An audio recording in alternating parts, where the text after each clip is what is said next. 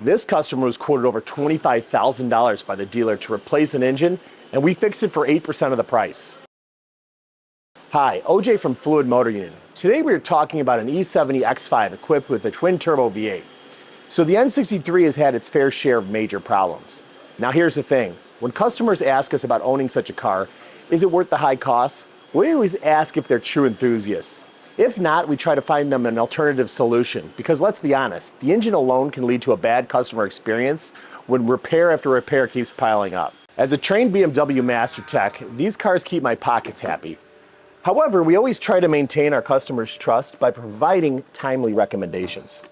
Trading in a troublesome vehicle before it worsens can go a long way. After all, having a satisfied repeat customer is far more valuable to us than having an upset one who keeps coming back due to recurring problem after recurring problem. Speaking of problems, we had this N63 equipped E70 X5 with high oil consumption smoking issues. The dealer quoted a staggering $25,000 for an engine replacement. Can you believe it? We were quite surprised, to say the least. Now, the customer originally complained about high oil consumption issues. And when we hear about high oil consumption issues and smoke and acceleration, our mind typically goes to a common issue on these vehicles, and that being faulty valve stem seals. These valve stem seals tend to leak oil into the intake, which gets consumed by the combustion process. This results in smoke and carboning of the engine. Interestingly though, this customer had that job done by the dealership supposedly 2 years prior. When the customer visited the dealer most recently, they were told that this problem now stemmed from low sealing inside the engine cylinder. We've seen cases where high levels of carbon causes damage to the cylinder walls, particularly in engines with alusil cylinder linings. In such scenarios, repair becomes almost too costly.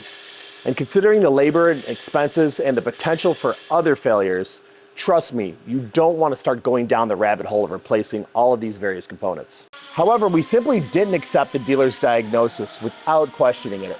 We found it quite suspect when they couldn't provide us with the leak down values they used during the diagnosis to actually condemn the engine. It made us think twice. We were faced with the situation. We were given no cylinder leak down values, but told that it needed an engine, and this left us scratching our head.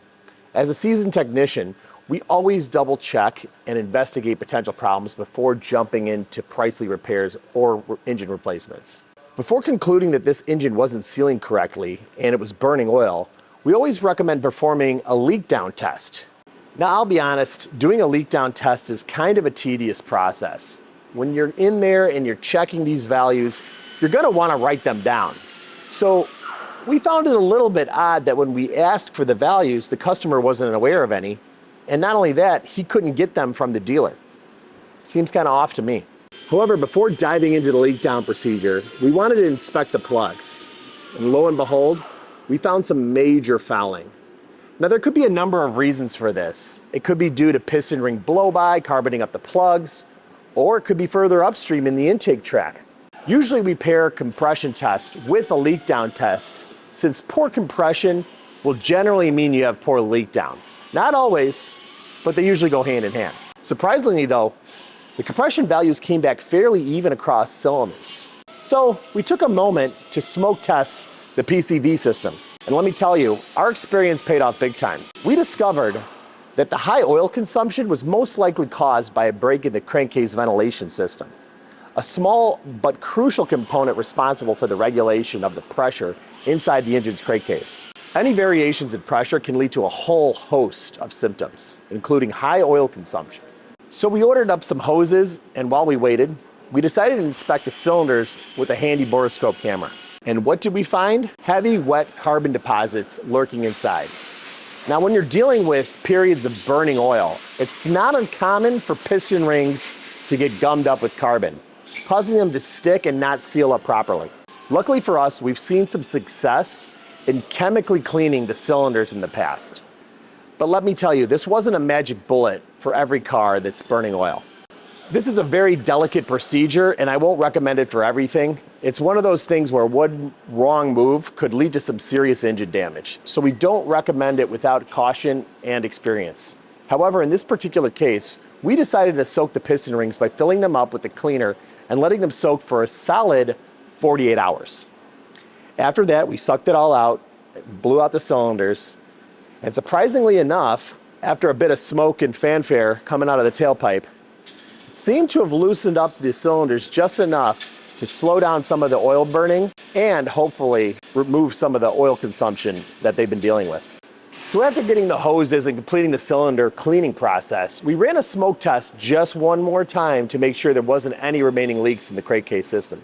The results are promising. We didn't see any visible smoke or pressure fluctuations. The next few days, we drove the vehicle and closely monitored the oil level, and it seemed to have stabilized. We advised the customer to keep an eye on their oil levels and come back in about a month's time. If everything goes well and the oil consumption slows down to a manageable level, which we're feeling pretty confident about, the next step for us would be to recommend doing an intake cleaning process for some of the carbon that's left over on the valves. A lot of times some of that oil might coke up on the valves, and doing this process is fairly intense, so we didn't want to just do it if that wasn't going to fix the engine issue first and foremost. And that's a wrap, ladies and gentlemen. We hope you found this video helpful and sincerely hope you never find yourself in a situation like this.